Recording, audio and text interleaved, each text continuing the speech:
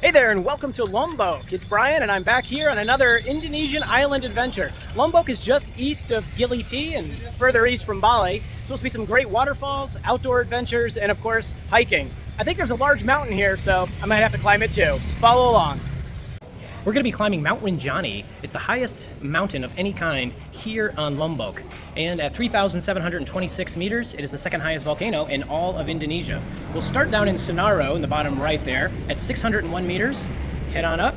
We got 3 positions. We'll see this amazing crater with a crater lake, and the crater lake is at 2,000 meters of altitude. Head on up to the summit, get that summit view, hopefully at sunrise at 3,726 meters, and then head on back down to Sambalun at 1,156 meters. Should be for a heck of a climb. Of course, we're doing it a little bit slower. It's going to be 3 days, 2 nights. Okay, so after getting that quality briefing from the trekking company, now we just got to chill here and relax for the evening. And, oh, what do we see behind us? Yep, there's a waterfall. So I'm going to check that out right after I go to this restaurant here and get some food. All right, hey, so here's my lunch and my climbing partner for tomorrow. This is Chong Hee. He's from South Korea. So we're going to try some of this great Indonesian food. Well, it should be good.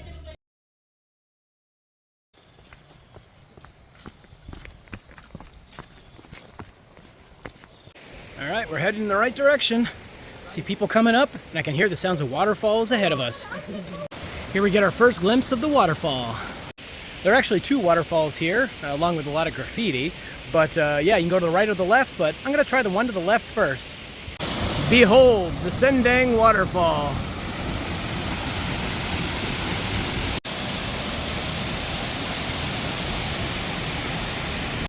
Over to the side, we've got some minor waterfalls.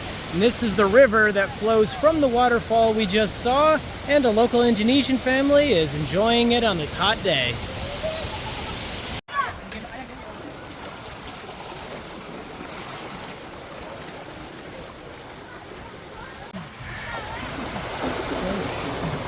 Woohoo! Woohoo! Okay, right up there! Woohoo!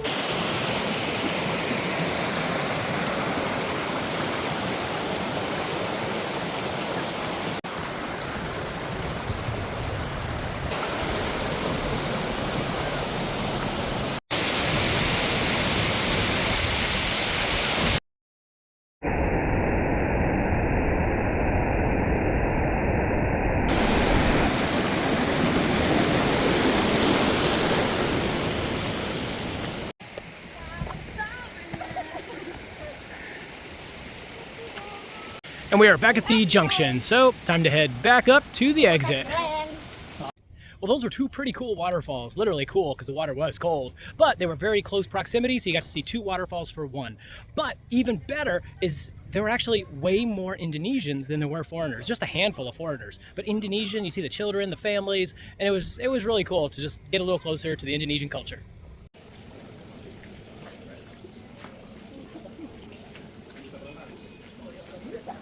Today's cloud cover is starting to fade. I think that's Rinjani right there. Hopefully we'll get a better view from the top with fewer clouds in the coming days. And wow, you get to look out over the ocean here. This is an amazing view. Those views from that hotel were amazing. But of course, I'm not staying there. That was a really posh place. It's above my standard. Now I got a more chill place. So yeah, the views aren't quite as nice, but it is more affordable. Difficult, yeah.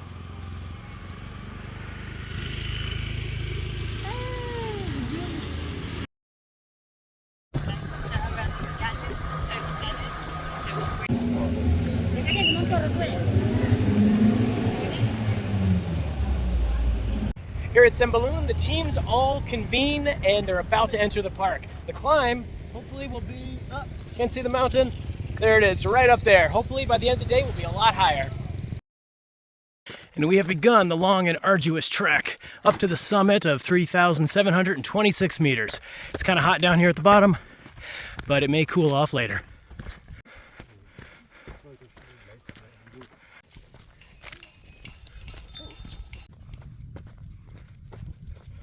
I'm not sure of the exact time, but after what seems like an hour, we've arrived at position number 1.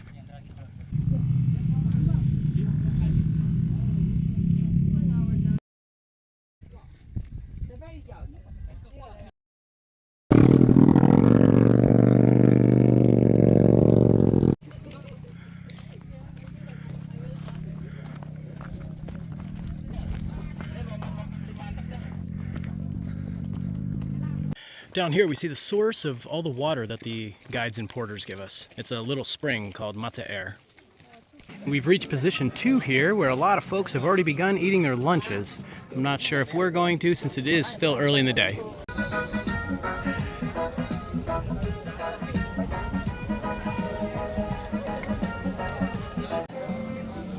Thank you for swapping.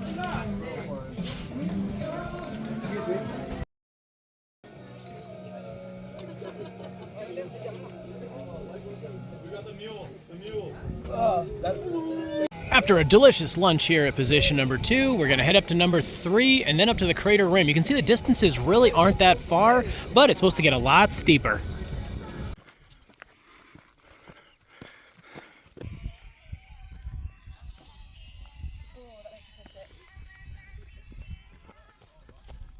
Well, it hasn't rained today, so there shouldn't be too much of a problem with landslides, but we'll be careful.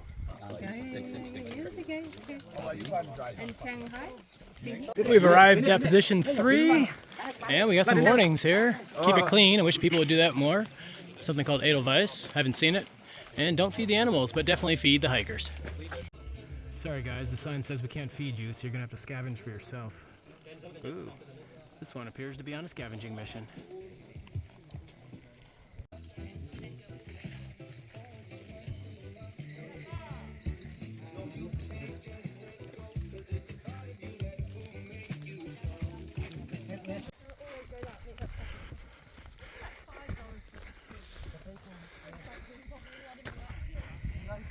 I think that's the summit right there.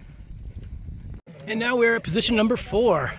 This is basically a designated rest stop and where your groups can kind of join back up if they've been separated. Some of my members are still behind, so we'll wait here. We're reaching a part of the trail where it's pretty sandy. You take 2 steps up, you slide 1 step back. And of course, it's all uphill.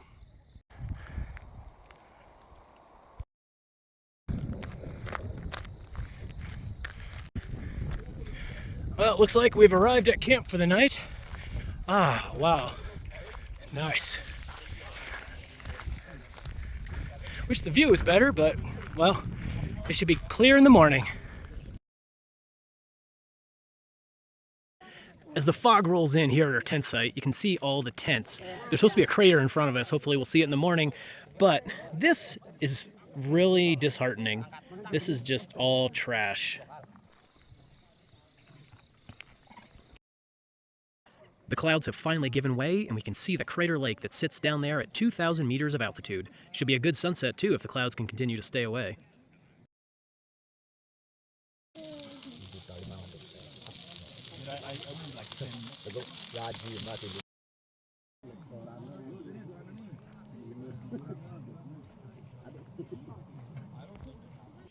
Our porters and the guide made us a nice dinner. We think it's vegetarian, since most of the crew here are vegetarian friendly. So, all right. Oh, but check out this sunset. Oh yeah.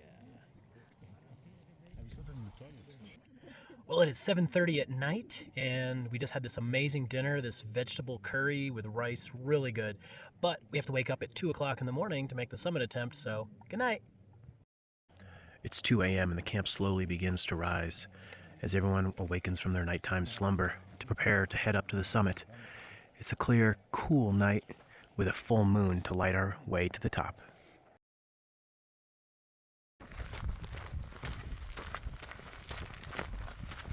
And the journey begins. From last night's base camp, it's about 4,000 meters to the summit. Horizontally, trail miles. Vertically, 1,000 meters. That puts it about a 4-to-1 ratio. It's sort of steep for a trek, and the terrain is very sandy, so you find yourself slipping. But it is called a climb of Rinjani, but it's really a hike, a strenuous uphill hike. After 3 hours of climbing, we've reached the summit here of Mount Rinjani at 3,726 meters or 12,200 feet. Now we're just waiting for the sunrise.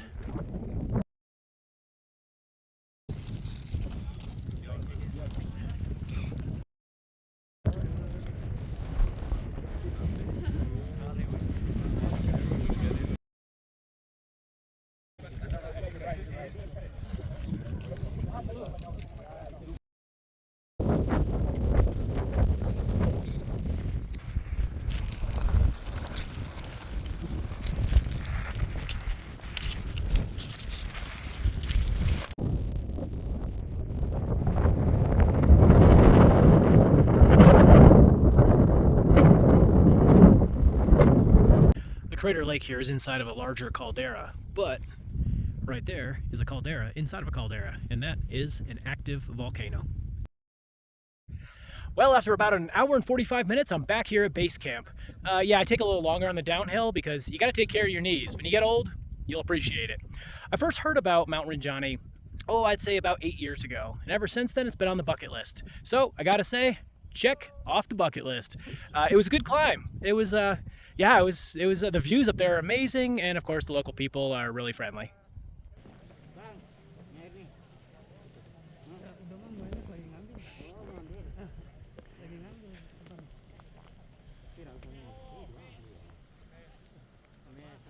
When hiking Rinjani, there are many options. One of them is just to come to the crater lake, which is now covered in clouds, and just come here, camp, and just enjoy the crater. You come here one day, camp for the night, and head back the next. Some people do that. Some people will also go up and hit the mountaintop, and then go down to the lake, go to a hot spring, and then finish up, and you're actually doing 3 days, 2 nights. And that's what I'm doing.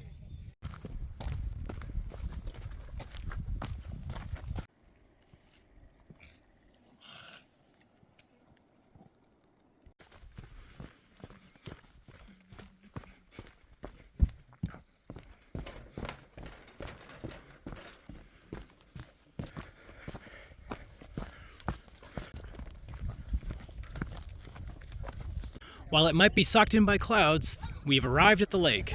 A lot of the local Indonesians are here, and as you can tell, there's no shortage of trash. It's not quite the pristine mountain lake that I was anticipating, but guess I'll make the best of it.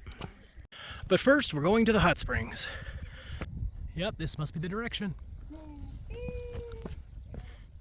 Right down through the mist over there are some other hot springs, but the temperature's really hot, and as my guide just told me, it's a sacred place and is basically just for locals. So we're gonna go to some other hot springs a little further along. And we have arrived at the hot springs. Doesn't look too bad. However, it just looks like it's further downstream from the other ones, but so what? And of course, yep, dangerous area. Don't swim too close to the waterfall. Well, I definitely can't vouch for the cleanliness of it, so I didn't put my head underwater, but it felt really good on the muscles and joints after that climb earlier today. Okay, so here's the lake, all right? Now, the lake is something that apparently not all of the foreigners decide to come and visit. In fact, on the mountain, I'd say it was probably about 60% foreigners, 40% Indonesian. But on the hike down here to the lake, I saw 2 foreigners, not counting myself, of course. And then once I'm down here, I've seen 4 more. But as far as the local Indonesians, 60, 70. So this is definitely more popular with the locals. So if you want to get away from other foreigners and come kind of hang out with the local Indonesians, definitely stop by the lake. I mean, it isn't the pristine lake that I had hoped to see, but it has so much potential. And I really hope that maybe they organize a cleanup of this area, and this lake would be great. I mean, everybody would be coming here. I don't know if that's necessarily a good thing, because it is kind of quiet and tranquil, and that is a good thing too.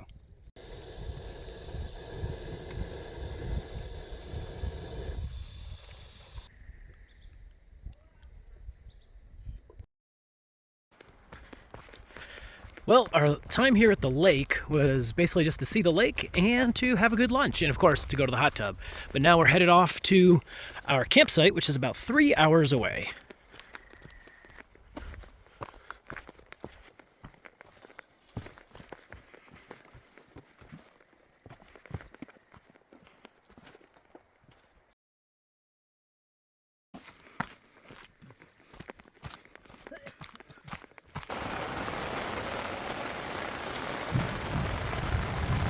Well, we got here to the campsite in 2 hours and 15 minutes. It was supposed to be 3 hours, and it's a good thing we got here early, because as soon as we got here, we set up the tents, and yep, the sky opened up. So I've been up since about 2 o'clock this morning, so I'm going to take a nap.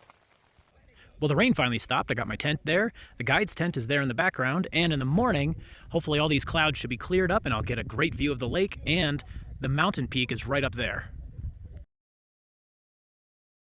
From up here on the campsite, you can actually see the Gile Islands. That's Gile Trawangan, Gile Meno, and Gile Air. Hey, good morning. Well, I just got woken up. I mean, I was kind of up a little bit before, but my guy just brought me, some nice breakfast. Breakfast in the bed, in the tent. And what an amazing view this morning. Oh, wow. Yep, and there's Rinjani. The sun is just cresting the ridge. There's our porter slash cook and other teams enjoying the morning view as well.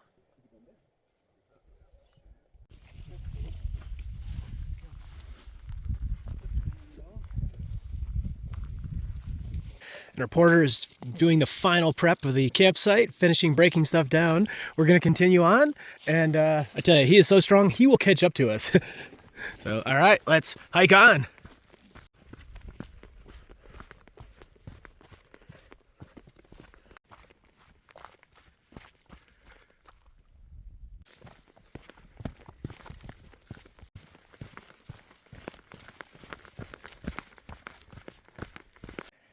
We camped last night at about 2,200 meters of elevation, and we're going to finish today and finish the entire trail at about 600 meters of elevation, which is about, it's at about 1,600 meters of down climbing, which is, I think, just a little less than 6,000 feet. So, yeah, a lot of downhill today. The further we head down, you can see that the fauna is completely changing. Now it's more of a jungle environment.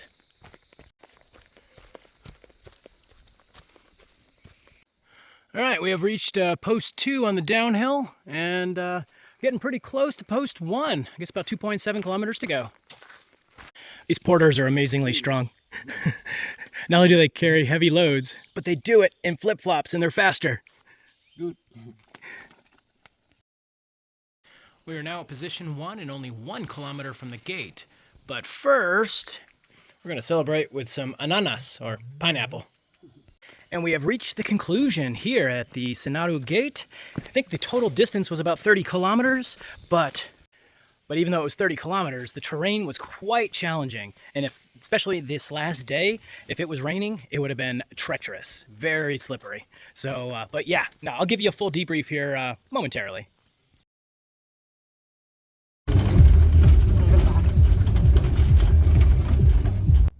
As promised, here's the full debrief on climbing Mount Rinjani. The climb itself is very challenging, mostly due to the terrain and for some people the altitude. Remember, 3,726 meters is nothing to scoff at. It's actually higher than most people live, unless you live in La Paz, Bolivia, of course. Okay, let's talk guide services. Be sure to shop around and barter on the price. For the same trek, people in my group paid widely different amounts, anywhere from $135 to $350. So yeah, there's definitely some wiggle room. Can you hike Rinjani without a guide? Now, if you ask the people selling the packages or even the local tourism agencies, they'll say no. But you can hike it without a guide. There's no legal requirement for you to have one. However, if you do decide to do it without a guide in the guide service package, you're gonna have to carry your own kit and gear, which means food and water as well. So that can be pretty heavy, and the porters do an amazing job. It's something you don't have to worry about, and let's face it, when most people come here to Indonesia, you don't bring hiking gear and sleeping bags and tents because 99.9% of the time you don't need it. But if you are a athletic hiker climber like, I don't know, Kilian Jornet, and you can go up and down in one day, then hey, go for it. But yeah, I mean, but for a lot of people that's going to be challenging, especially for the average person that was on Rinjani when I was there. But also keep in mind that one of the best parts of climbing Rinjani is the amazing view. But the view is only clear, typically, in the mornings when you know there's no clouds and you get that amazing view, because I know sometimes by like 9 o'clock in the morning the clouds are rolling in. So if you're going to do it by yourself, you're going to have to start really early. All right, let's talk safety.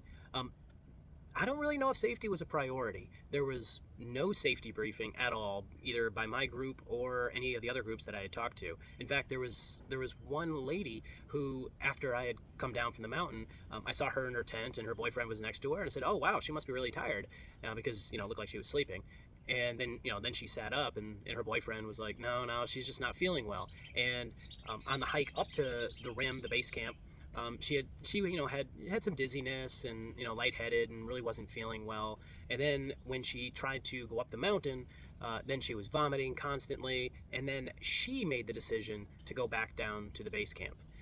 If there was a safety brief or even safety was in mind, then the guides would have told her to go down not only to the base camp at the rim, but to continue descending until your symptoms subside. I mean, she had classic altitude sickness symptoms, and there was there was nobody there to assist her. In fact, once I had figured out quickly that it was altitude sickness, I was the one who told them, hey, I highly recommend that you head down to a lower altitude right now. And luckily for the girl, her boyfriend was there, was able to carry her backpack, and they descended to a better altitude where her symptoms would then subside and make for a much happier experience. All right, the food. I gotta say, I've done a lot of hiking and mountain climbing, and the food was actually better than the food that I normally make and prepare. The porters were also the cooks, and they're vegetables and noodles and rice, and I mean, it was good. So yeah. Kudos on the food. No complaints there. Okay, be sure to get everything in writing. When you get the trekking package, typically there'll be somebody at a kiosk who's selling, climb Mount Rinjani. And in addition to shopping around and bartering, get things in writing. Some of the things that I was promised and other people in my group and other trekkers were promised, well, by the time the initial kiosk guy, and then you go to the assistant manager, the pickup guy, and so on, things that were supposed to be included magically just fell off, whether it be, important equipment, whether it be, a jacket, trekking poles, or even transportation at the end of your trek. It wasn't included, and they're like, oh no, that's not included, but so just get it in writing. All right, we like to trash talk, so let's talk about trash. The trash from the northern entry to the park all the way up to the base camp was really bad, and I think you saw that in the video. There was less trash going up to the summit, but there was still some, and then the trash continued all the way down to the lake. But I will say that from the lake / hot springs area all the way to the southern exit at Senaro, there was like 90% drop in trash. So that was a plus. So whatever they're doing in the southern part of the park, they need to do it on the northern part as well, especially there at base camp. Would I do the trek up Mount Rinjani again? Yes, I would, because just being on the mountain definitely makes up for the shortcomings. But I would do a few things, such as get things in writing as far as what's included. Definitely get it in writing. And if you can't get it in writing, then get out your smartphone and take a video of the guy promising you what is included, and that's easy. And you need to show the video and say, hey, look, he just said it was included, so yeah, I think you need to include it. I would also require a safety briefing. And the last thing is, I would really encourage and almost insist that every person in the trekking party, whether it be the clients, the guide, the porters and cooks, everybody bring a medium-sized bag and take out some trash. When you leave the park, bring out a bag of trash. It would just really immensely help the national park and just make for a better experience. And of course, it's cleaning up the environment. Whether it be here in Indonesia or elsewhere, be sure to always hike on. Thanks so much for watching, and if you have any questions, comments, go ahead and put them down in the section down below. Thanks a lot.